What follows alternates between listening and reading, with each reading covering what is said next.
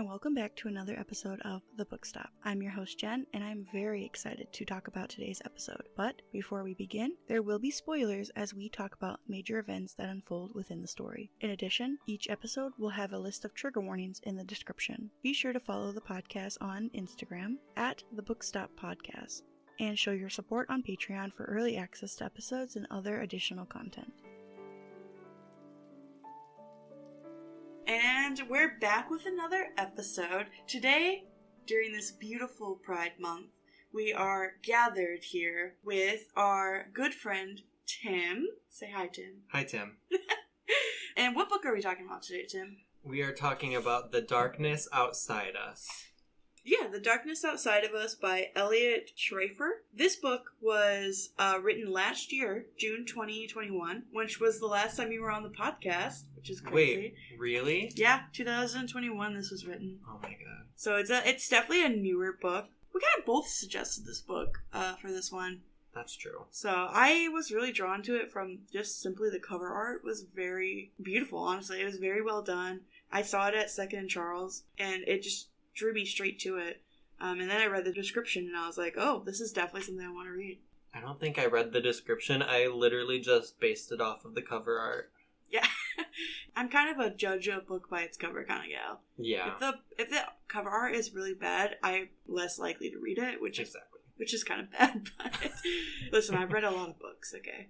And sometimes books have great cover art, and they're not good. So that's also true. But yeah, before we get into it, I normally have the spoiler warning at the beginning, but I want to throw another one in here right now because this book, it's honestly better if you go in with no idea what's going to happen. So we are going to talk about everything that happens, endgame, everything. So if you haven't read it yet, hold off on this episode, go read it, and then come back. Because the more you don't know about it, the better it is. That's true. It's so much different than I thought it was going to be. Yeah, same. I did not expect it to go this way. I was like, even the plot twist got me. I was like, shoot, I haven't read a book in a while where the plot twist got me. So I was very excited. So, Tim, we're going to play a little game before we get started. You are going to summarize this book in 30 seconds.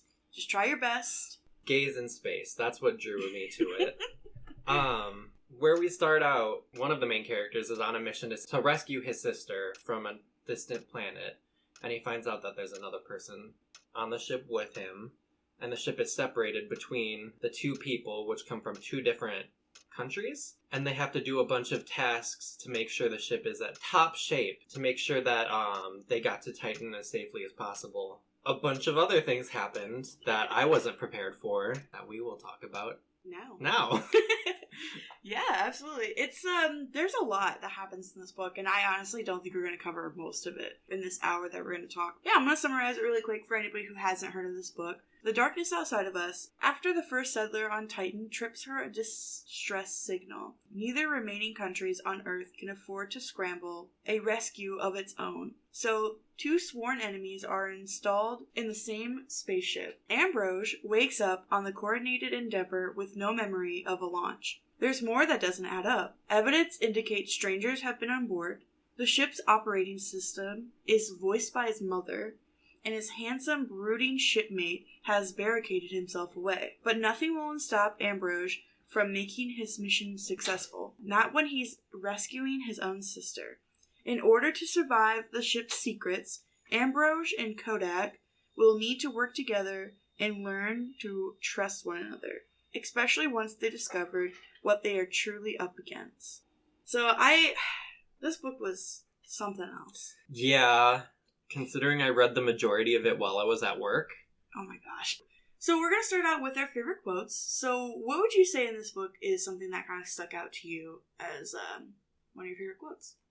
So definitely the quote, "Please do call me sensitive, since it's the insensitive who deserve criticism." Yes, I also like that quote. Great. It's a good quote. It's a solid quote. Yeah, that's right when Ambrose and Kodak are kind of meeting. Yeah. And Kodak was like, calling him out. Yeah, for calling sensitive.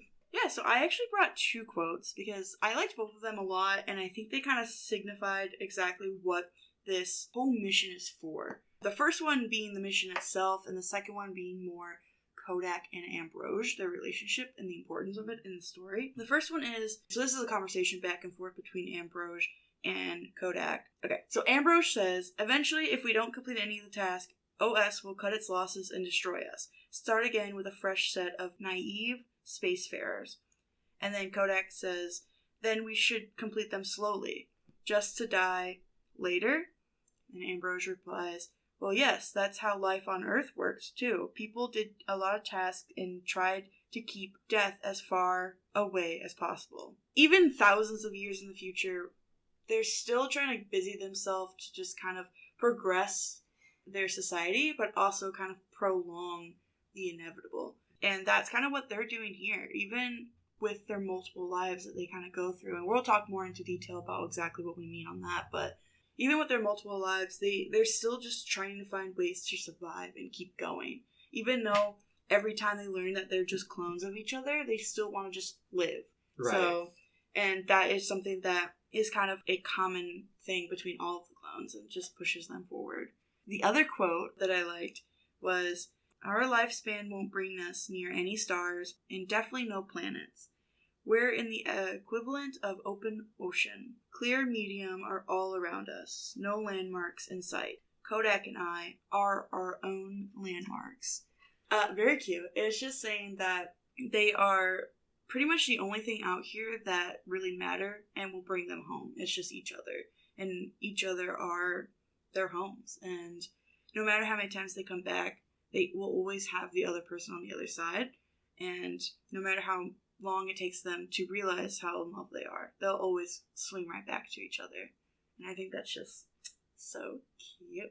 That's true. But yeah, let's hop into it. What this book is exactly is, it's kind of like a sci-fi thriller, which I did not expect it to be. Yeah. I thought it was going to be kind of a gay romance. Right. So I was like, oh, okay, this is going to be a cute little enemies to lovers type deal. But it was definitely not that. I mean, it was. I mean, at the beginning. At the beginning, yeah. Yeah. I have a lot of feelings about this book. So yeah, so let's hop over to some things that we liked about the book. There are a few things that I like. One of them being the feeling and the explaining of the void and how it fit into, obviously they're in space. They're light years away from Earth. They're never going to see their family again. They have time traveled almost until like thousands of years in the future. And they always mention the existence of the void outside. And obviously this is like peak loneliness for especially Ambrose, as he's like trying to cling on to Kodak. And Kodak half the time's like, girl, you stay on your side of the ship. We're not playing that game. But I really like how they kind of explain the void and how they explain the loneliness in Ambrose and him being the character that he is and how energetic and like lively and personable he is, and then not having anyone around. I just think that was very good how they kind of described that. Eliot did a good job. And then another thing I liked was their progression of their relationship every time. Every time was different. It always came out differently, which I respect, him not kind of following the same blueprint for each one. I really liked how it started off and we didn't really know anything was going on. And we were like, just here for the relationship. We're like, yes, slay, let's do it now. But as it progresses, you realize how important they are to each other and how their lives literally like hang in the balance of them getting along. Because if they were alone, there's no telling what they would have done. Exactly. So, and then the last little tidbit that I liked was when they named the new planet after Minerva. That was very cute. I was ready to cry. I was like, oh my god. I should have saw it coming, but I didn't. I didn't see it coming at all. I was like, what are they gonna... They're gonna name it something stupid. Yeah, Kodak wanted to name it Earth. And I was like, come on. I thought they were gonna do something stupid like Earth Prime, and I'm like, okay, yeah, I hope they don't. Earth 2.0. I'm like, please don't do that. Please do something fun. And they named it after Ambrose's sister, who they are going to go rescue. At least that's what OS told them, to rescue her from Titan. Right. Yeah, so what are some things that you liked about the book? I really did like how the book started out. Like, we only knew as much as Ambrose did. Yes. And I liked how even though it wasn't entirely relevant, they went into, like, a lot of detail in their past. A good way to get to know them better. Yeah, very important to understanding where they stand and why they're not instant friends, I guess. Yeah. You can understand why they're enemies a little bit. I use the term enemies, like, loosely, because I feel like coming from... Ambrose comes from... Democratia? No, that's... that's... Kodak. It comes from Democratia. And then... Federation. And then Ambrose is like... It's spelt Federation, but it's got like accents over the E's. It's basically the Democrats and the Federation. That's basically what the... It's literally spelled out the same. Yeah. It's kind of like a nod to that, but... It explains like why they're kind of enemies, like why they're two separate beings instead of just morphing into one. And I think that was very well done. I wish honestly there was a little bit more, especially from Ambrose's side. You get to see him being with his family and like their importance to the society, but I could have dived in a little bit more. There was so much potential with his past. Yes, absolutely. Like being like a bunch of random people that come from the same mother. Mm-hmm. Yeah. Born of like very important figures in the past. Yeah, like he was grafted to this woman by Alexander the Great's DNA. His father is Alexander the Great, and his mother was a surrogate, but was adopted by one of the most powerful women in the Federation. Very, very interesting. I wish they would have dived more into it, absolutely. Like, Ambrose is so connected to Minerva, too, because she was her only sister. Like, they came from the same mother. Right. So, that was the only one, like, that he felt connected to. And he said in the book that Minerva was the only person that he really loved and, like, cared for because they were actually siblings. Right, and they spent so much time together. Mm-hmm. Which is, like, why he was so dedicated to find her and, like, save her, because she was pretty much the only thing he clung on to until he met Kodak, and then he kind of clung on to him eventually.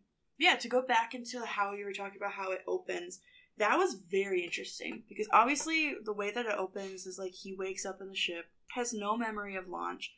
OS is there, which is like the AI that runs the ship and mans the ship. OS is being sus. He's being very, or she's, whatever you want to call it. They being very suspicious. And right off the bat, you kind of get this notion that something's going on. I didn't want to. You didn't, yeah, that makes sense. Ambrose is like feeling out the land and also kind of feels off. And then after the first time that they die, and they bring the clones in, and then having them restart their entire memory, but we know what's going on, that was crazy. I hate knowing things that the characters don't know, because I want to be able to, like... help them. But I think that was very well done. And then, like, the more that they advance and the more that they learn, he didn't have to repeat a lot of the stuff. I like that Eliot didn't just keep repeating the same things. There were lines that were repetitive that they keep bringing back, which makes sense. Like the very beginning. Yes, like right when they woke up. But every time they learned something new, you just assumed that it happened again. So he didn't have to repeat it. Like, this book would be so long if he had to repeat everything all over again. So I really enjoy how he kind of broke it up and made it seem seamless. Right. How it shifts in. Yeah, so what are some things that you didn't like? Well, like I said, I hate not knowing things that... I hate knowing things that the characters don't know. I don't know if I really hate anything about the writing per se. It's more of like putting myself in the shoes of the character. Like, I hate that they were lied to. Yeah, that's hard because, like, especially when you know what's going on and then they just keep feeding them more and more lies. And, like, you want to root for them, too, when they are being told these lies because you're like, come on, like, figure it out. But at the same time, you get mad at them because you're like, how do you not figure it out? Like, he's being so suspicious. Absolutely. Yeah. Some things that I didn't totally love. Ambrose's attitude, at the beginning at least, seemed very childish to me. Like, obviously he's 17. Like, he's still young. Yeah. But he comes from a very powerful family and very high-class family. Yeah. I don't know, I expected him to be a little bit more mature, I guess. Take the mission a little bit more seriously. I kind of got why he acted like that, just because, like, he's 17 and literally everyone wants him in one way or another. So that makes him cocky. That's true. That's very true, yeah. He cared more about, like, meeting Kodak than, like, trying to get the tasks done and try to find his sister. Right. I guess it could have been kind of a plotty thing. If they were both focused, because Kodak was very focused on getting things done and, like, wanted to get the mission done. If they were both that way, then it probably wouldn't have worked out. It would have been... They would have gotten their first clone. They would have been fine. So I guess it makes sense for him to kind of be a little bit more on the high maintenance side and a little... It was kind of like a little self-absorbed a little bit. He was like, I'm Ambrose Cuss. I am the man that is so sought after, and I was on this mission Like, he put himself on such a high pedestal. But it makes sense. That's probably just how he was raised, too. Yeah. There was some other things I didn't love. Some parts were really hard to follow and find out what the point was for a lot of things that they were doing. And it felt like an endless loop for some things. Maybe not endless loop, that's a little harsh, but it was just very, like, it was hard to find exactly what they were doing and what the point was, even though we had the inside of, like, Ambrose's mind and knowing what he's talking about. Half the time I was like, what are you doing, guy? But yeah, so let's talk about space. And how scary it is. Like, this book really puts you in perspective on how huge space is. Because, like, when we, like, look up to the sky, we see very little stars. We don't see a ton of things. When you're reading this book, it just opens the entire galaxy, literally, to your perspective. And you just see how massive it is. Like, it takes them thousands, like 20,000 years to get where they needed to get. So they left in 2470. And then one of their clones had killed off all of the other clones, so there was only one set of clones left. Right. Those ones were in 18,280 something. Like, that's when they were alive. So that's 16,000 years into the future. And then these guys didn't wake up until, it didn't say exactly when they did, but it was like another few thousand years into the future. Right. So it had to have been at least probably like 20,000 years to get there. Might be an exaggeration a little bit to get that far where they needed to go. But again, I don't know. I don't know anything about space. I know that there's planets and stars. So scary. Every time they went outside, I was like, please get back inside. Please. Don't go out there. Yeah, I can't. I had a little trust issues about that. Yeah, especially after how part 1 ends. Yeah. Oh my god, part 1, that's where the plot twist kind of falls in. Yeah. And it's just, the plot twist is just so good, the way that they did it. I was so mad. But it was very well thought out. The details and the writing were very well done. Basically, at the end of part 1, you find out that they have to go outside to fix a sensor or something. They were finishing the last task, but they were also setting up an antenna. Yeah. So they could get communication from Earth, but they were masking it as that last task. That's right, yeah. Because they were getting this radio signal from Earth, and OS is kind of blocking out any communication that they really have. Right. Because they're obviously not really on a mission to find his sister. They're on a mission to get to a new Earth. OS is kind of lying to them the whole time. Like, they have fake screens on the windows so they look like they're looking at the same stars, but they're not. There's screens in the helmets to make it look like it's still like the Milky Way. Yep, outside when they go outside. Like, screens everywhere. They have clones of their bodies, so when they die off or get damaged or anything, they can just, OS can just kill them and then restart a new set of clones. Right. Just with the same memories, except for the memories that they gained while they were on the ship. Right. It's the same memories that they had when the mission started. Yeah. Or after that medical examination or whatever it was. Yeah.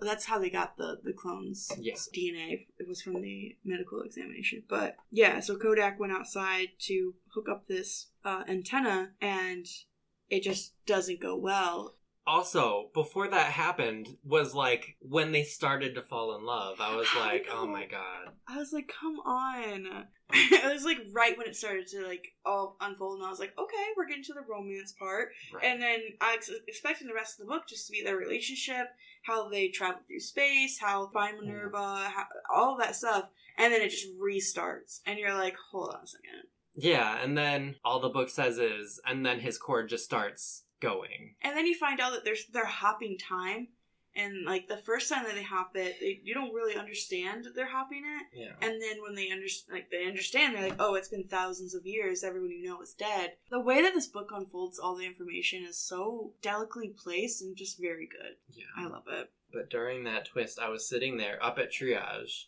reading, and thank God it was slow. I sat there for a good 5 minutes, like, okay. It was very well done. Like, obviously you're going to get some suspicions on how the book starts and the way it starts, but I did not expect it to go this way. It kind of was like a fastball or a stray comment, if you want to keep it space themed. The last thing that he heard before that first clone died was his mom's voice saying, I love you, and I'm like, come on now. Because I thought those were the real ones. Yeah, you don't expect it to be a clone. You think it's really them. And you're like, okay, they literally just call the only two characters in the book. Right. Now what are we going to do? Now what are we going to do? So who would you say in this one is your favorite character? I know there's not a lot of options, but if you had to slim it down to one person, who would you say? I really want to say my favorite character is Rover. I imagine him as... Do you know the Nintendo character, the robot Rob? Yeah. I imagined it as him, but like a smaller version. Mm-hmm. 2 feet tall, and just like... carrying adorable electrical rods, and its hands were like the electrical rods, and I'm like, this is fierce. In Rover? Pride Month? Yes. During Pride Month? It's very slay. Yeah, Rover was very interesting contribution to the story, because he was kind of the hands and feet for OS, because OS is just a being in the walls. Like, it's just a system. Even though it could hear and see everything, it couldn't physically do anything. So having Rover there was like his foot soldiers, pretty much beat them when they weren't doing what they were supposed to be doing. Exactly. It's hard because their relationship with Rover changes so much, where, you know, obviously they think he's an ally, and then when they find out that they're clones and all this is going on, he turns into kind of like an enemy for them, and they try to avoid him. I love when they had the quiet room. What was it? Secret room? The quiet room. The quiet room. And they put the little border so he couldn't go over. Yeah. It's like, come on, you're a robot. They put the little like thing over his tracks. Yeah, so he can't wheel his way into the room. No. And OS is like, can you please take that off so Rover can assist you? And they're like, no, I don't think I will. I would say my favorite character was the very first Ambrose that we were introduced to. Even though he was very cocky, I think it helped the story. But I love the innocence that he brought to the story, and just the total confusion that you felt with him as it was kind of all unfolding. No, the first version of both of the characters are probably my favorite versions of any of them. Mm-hmm. And like, you still see that sense of hope within him, and you want to be on his side, and you want to help him find Minerva, and you understand for the very first time his feelings for Kodak as well, and how the first time they like saw him, how he kind of was like, okay, happy Pride. Yeah. Yeah, I really liked just all the firsts that you get with Ambrosia. The first time that you're understanding what's going on and coming onto the ship, doing the tasks and everything like that. I just really liked that very first one that we got. Not that the other ones are bad in any way. I just liked him the most. He's just the best. Yeah, he's number one in my heart. Mm-hmm. So I have a question for you. That's just a little theory that I had. It was really bad for them to meet. Obviously, they had some tasks that they had to do together. Mm-hmm. But why didn't OS and like the system just have them do the tasks separately for a while, do all their tasks, and then eventually meet? Or not even signify that Kodak's on the other side until they get closer to where they needed to be. If one person was to be going through space by themselves, they'd like go crazy. So having that contact with the other person is important to keep them alive, have something to make them think they have something to keep living for. Yeah. The human interaction, so they can get the jobs done more efficiently. I don't know. I just feel like there's maybe a better way to go through. Even straight up just tell them, like, hey, you're going to be cloned to be on a boat in space for light years. I feel like they wouldn't resist so much if somebody signed up. I guarantee somebody would sign up for that in the society that they lived in at the time.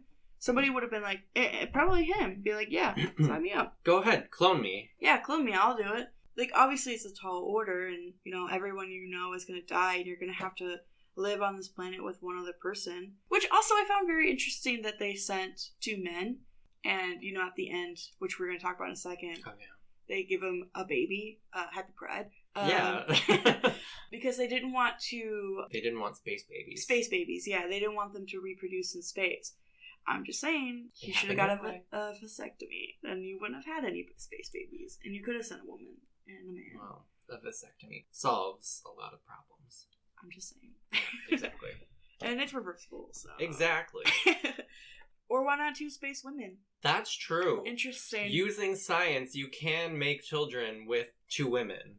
Okay, maybe that's why they didn't send them. Oh, they also didn't want wait. space Never women. mind. They didn't want space women. They didn't.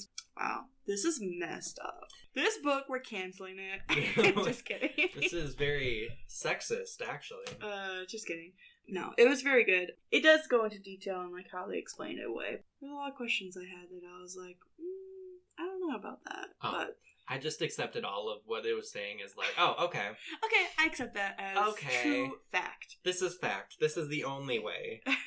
That's good. I like that. But yeah, I just want to take a second here to shout out the wonderful Patreon subscribers. Whoa. So a huge shout out to Bree P, Nick W, and Lulu.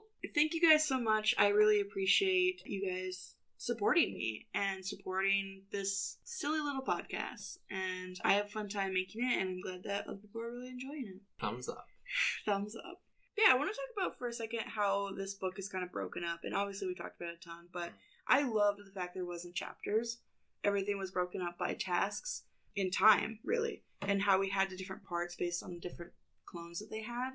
And I found it very interesting that they did end up killing like 8 clones. Like 7. 7 clones? Because it was the 2 that were still alive counted in the 9. Okay. And then they kept 2. So they killed 7 off. So I really liked how they kind of did that. And imagine if they kept all the clones. Oh my god, the book would be so long. Oh my god. If they had to go through all of them. It was just really hard. You watched them fall in love with each other. Not every single one of them, but most of them. And then you just had to watch them die. Right. And a lot of them were very brutal. Like, very dark deaths. Yeah, like, was it part 3 or something when Kodak killed Ambrose? Yeah, it was towards the end. One of the last ones that they had. And he just went mad. Yeah. And, like, that makes sense. Like, obviously you're going to do that. But I like that each death was different. Yeah. Like, there was a set that lived until they were, like, 35 or something. That was the 2 that killed off every clone except the last ones. Yeah. Like, some of them died out in space. Some of them died via attack. Like, they all died in different ways, which I think that was very well thought out as well. I also noticed that, like, no matter what, if one of them dies, the other one dies. And it was usually Kodak that died first. I think Kodak killed Ambrose. First. Kodak didn't kill Ambrose. He wounded him real bad, but then he opened the door and said, I'm going to get a doctor. Open the door. He flew out. That's right. Yeah, every instance, Kodak was usually the one that died first. Right. And then Ambrose was right behind him. It was interesting because there was never an odd number of clones because one of them didn't live without the other. The saddest one was the ones where they lived so long. Because Kodak had those tumors. From the radiation. And then the next sentence after saying he died was, I will be going right behind him. And I'm like, during Pride Month? How dare you? Their relationship was something that I found very interesting. And that I really enjoyed that the book wasn't just focused on their relationship. It was kind of half the time an afterthought because you were so focused on what they were doing and trying to get out of there. You would see the sentence where it's like, and we shared a kiss, or I had my arms wrapped around him.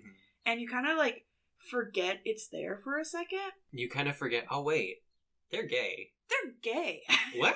But yeah, I just loved the subtle hints of relationship. I'm glad it wasn't the only focal point in here. I'm glad that it kind of explored it, then kind of got focused on other things. Who would you say in this book is your favorite relationship? I know there's a lot of choices, so don't go crazy here. Let's limit it down to one. My favorite relationship is the first Ambrose and Kodak. The way that first part evolved felt so, like, natural. They took their time, and then eventually they were like, dang, am I falling for this boy? Do the Debbie Ryan? Because you have to remember these boys are only 17. Right. So you see that innocent feelings for each other, and I wish they would have got to explore it a little bit more. Of course, it ends right before they really got to explore it. But we get to see it through the rest of their lifetimes and the rest of their clones. Yeah. So, yeah, that's a solid choice. I would say my favorite relationship would definitely have to be Ambrose and Kodak from specific years. I wrote it down. 18,281 to 18,304. So this is the one where they lived for a very long time on the ship. Okay. And we get the letters that Ambrose leaves for himself for the next set of clones that come in. I love how they did that. 1 year after Annihilation Day, which is the day after, or the day that they call when they killed all the clones, and they're like 20 years after Annihilation Day, and like it was very cute in seeing how they kind of turned the ship into their home and how they found the moss that they decided to grow in the ship, which comes in later, but it was just it was so cute. And of course the last letter being very sad as he says that I know Kodak had passed. But I love that Eliot didn't just keep them at 17 and just kept killing them at 17. He moved past and let them have at least that section of life together. And even though they felt like they were living in this floating spaceship that was going nowhere, they still got to live for each other and experience a little bit of life. Right. Yeah, so let's talk about the end of the book. We are with our last set of clones. They have 30,000 tasks to do, and at the end, OS is like, you know what? We're not playing this game anymore.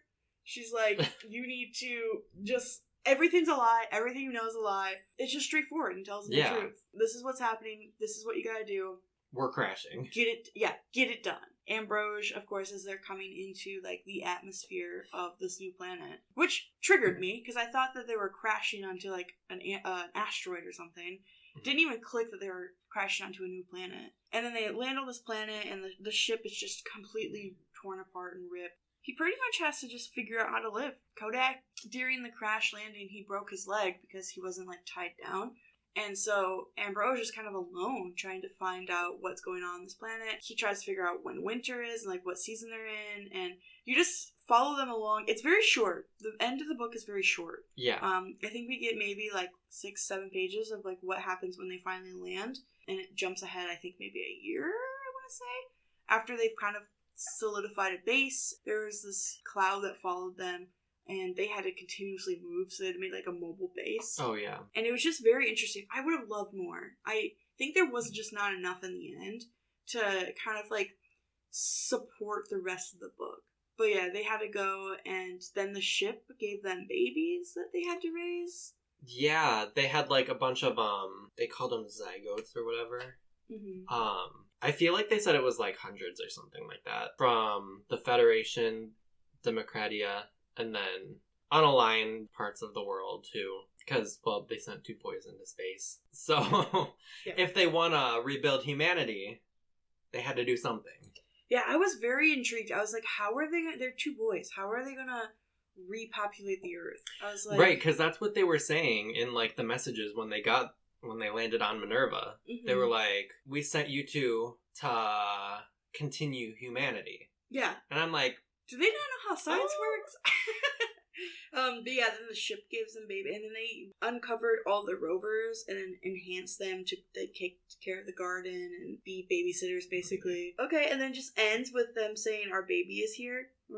Our child is born. Oh. I'm like, these are probably between, like, 19 and 21-year-old men. Do you think they want to be... They were ready for babies. Were they? I don't know. I don't think he's ready to be a father, but he is now. But yeah, so they just like, how are they going to keep the babies alive? I'm just confused. Like, Minerva's just full of methane and like, but not safe stuff for a baby. I'm confused. Well, they said they weren't going to name the kid either until they knew it was going to survive. Yeah, they said they're going to wait till it turned 2 before they named it, which I doubt it. You know Ambrose named it. In his head. number 2. Stop. Second Ambrose. Yeah, so let's hop over to our little game. Okay. It is a little trivia game for some space stuff. I hope you love space. I don't. Kept it to just to our planets. I didn't expand out any farther. Thank you. In our solar system, what is the smallest planet? Are we counting Pluto? Sure. Pluto. It's not Pluto. I didn't pay attention in science enough for this. Was it Mercury? Yep, it's Mercury. The moon Titan orbits what planet? Saturn. That was in this book. I know. I wouldn't have been able to answer it if I didn't read it. Neither would I. Which planet is closest to the size of Earth? Isn't that Mars? Or is Mars smaller? It's not Mars. It's not. Mm-mm. So if it's not Mercury, and it's not Mars. It's definitely not Earth. Wait, is it Saturn? No. Oh, wait, no, that's one of the gas giants. Hold on. I don't know the names of all the planets. It's Venus. Oh my god, I forgot about Venus. Wait, why didn't I just go through the Sailor Moon characters? Oh my goodness. Which planet has supersonic winds? I didn't remember Venus. Do you expect me to get this? Just Supersonic winds. I'll give you a hint. It's one of the gas giants. Is it Jupiter? Is it Saturn?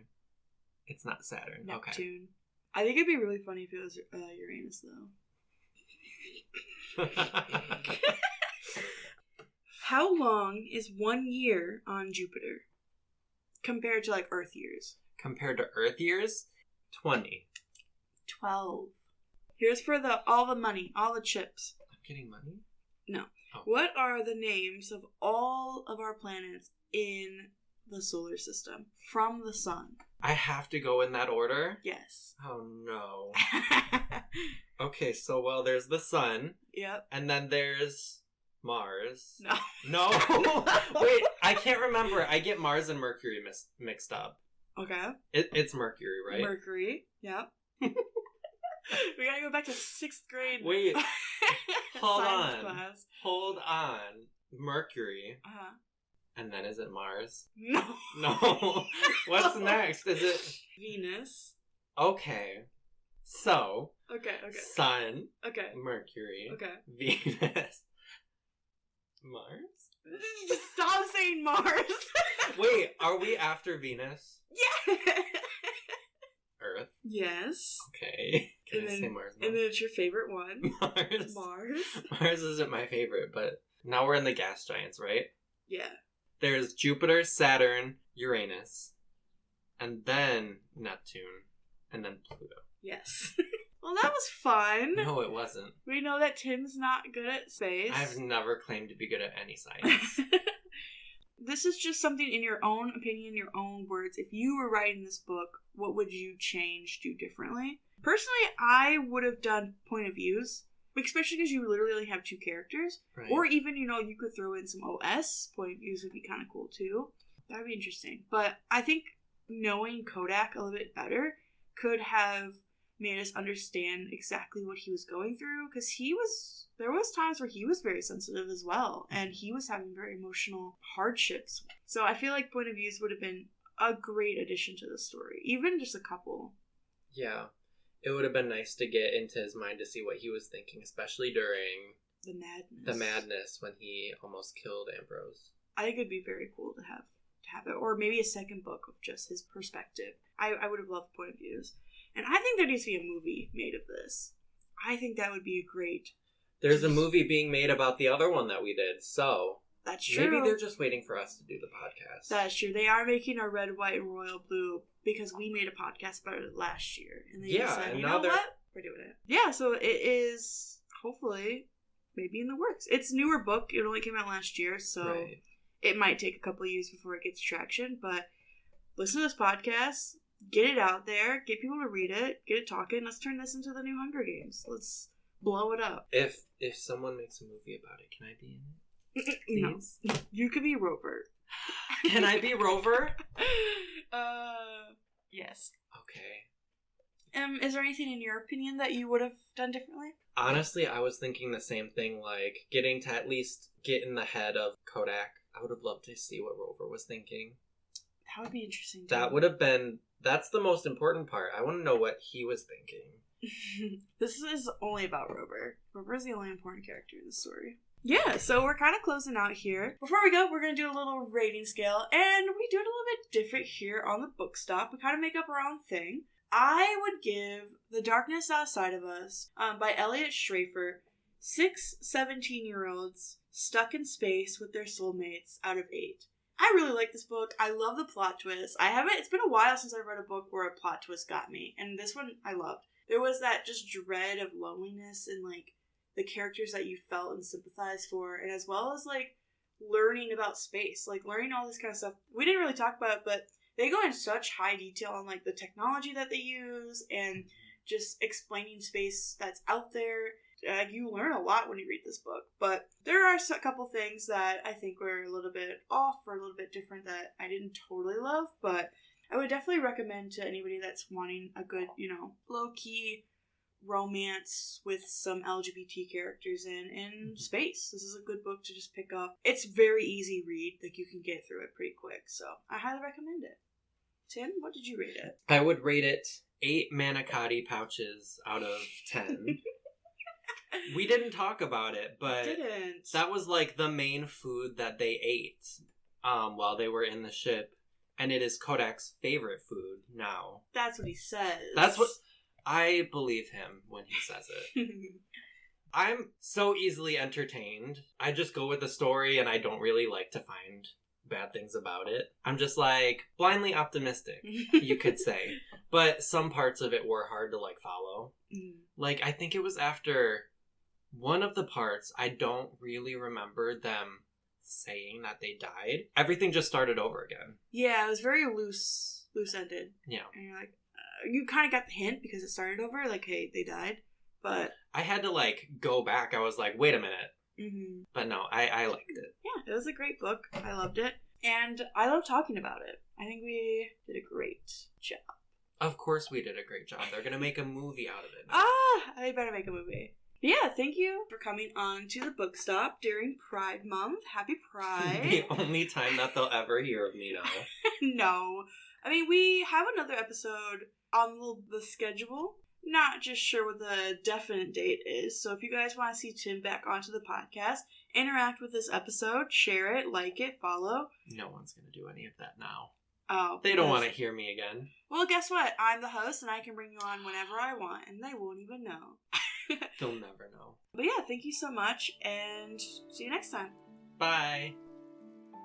Thank you for turning the pages with us today. If you've enjoyed this episode, show your support by leaving a review, sharing the episode, and following the podcast on Instagram at The Bookstop Podcast. Join us on Patreon for early access to episodes and other additional content. Thank you for listening, and I'm looking forward to the next one. Hope you are too.